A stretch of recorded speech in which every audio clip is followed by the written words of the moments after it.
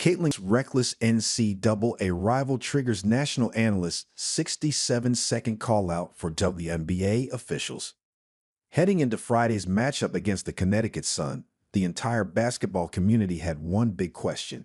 How would Indiana hold up without their star guard, Caitlin Clark? Sidelined with the left quad injury, Clark could only watch from the bench as her team tried to snap out of a two-game losing streak. And for a moment, it looked like they might just pull it off.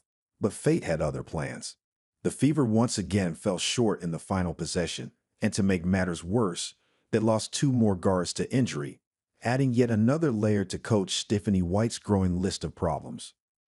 Friday night turned into a nightmare for the Indiana Fever, not just because of the heartbreaking 85-83 loss to the Connecticut Sun, but also due to two more injury setbacks. Sydney Colson suffered what looked like a left leg injury, while Sophie Cunningham appeared to roll her right ankle. What made matters worse, both injuries came from contact plays involving the same player. Connecticut guard J.C. Sheldon. Sheldon, a rookie out of Ohio State and a familiar foe from Clark's Iowa days in the Big Ten, brought her signature high-energy defense to the game, but her aggressive style started controversy after these collisions. Rachel DeMita didn't hold back after watching the Fever's tough loss to the Sun.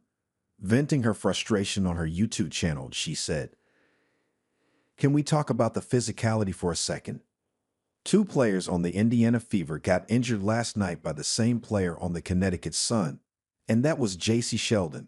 I tweeted about it. She was playing so reckless. I'm fine with players playing aggressive, but there is a thin line between playing aggressive and playing reckless." Sheldon, who played her college ball at Ohio State, Iowa, and Caitlin Clark's Big Ten rival, was seen diving for a loose ball when things took a nasty turn. She landed right on top of Sydney Colson's leg, which got caught underneath and twisted in an awkward, painful-looking way. And it didn't stop there. Moments later, Sheldon was involved again, this time while fighting over a screen set by Sophie Cunningham. In the process, Cunningham took a bad step and rolled her ankle. DeMita continued, "This kind of physicality that the WNBA they brag about. They say it's always been a physical league. That's just the heart of the W. It's not good basketball, and we've seen so many injuries." She pointed to a troubling trend this season, with stars like Nafisa Collier, Paige Buchers, Tasha Harris, and Alyssa Thomas also sidelined, raising questions about whether the league's officiating is doing enough to prevent dangerous plays. If the WNBA can't protect its players, the quality of the game will suffer and the ratings will take a hit as a result.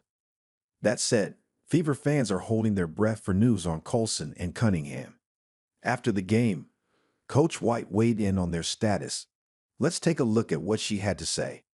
The Indiana Fever have now suffered consecutive losses with Caitlin Clark sidelined. Their most recent defeat to Connecticut drops them to 2-4 on the season, a start that few fans would have predicted before the season began. Coming off a strong off-season where they added veterans like Duwana Bonner and Natasha Howard to complement Clark and Aaliyah Boston, the Fever were seen as title contenders, making this injury-riddled start especially frustrating.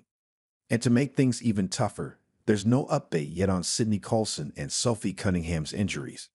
According to Fever insider Scott Agnes, head coach Stephanie White revealed that both players, who were expected to help fill the void left by Caitlin Clark, are still being evaluated.